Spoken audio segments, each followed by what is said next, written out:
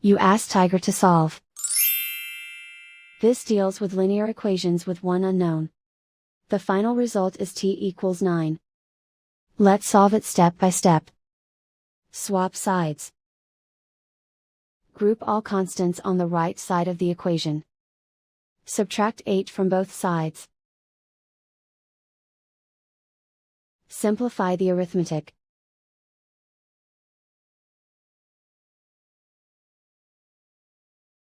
Isolate the t.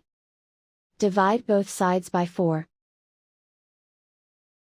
Simplify the fraction. Find the greatest common factor of the numerator and denominator. Factor out and cancel the greatest common factor. And so the final result is t equals 9.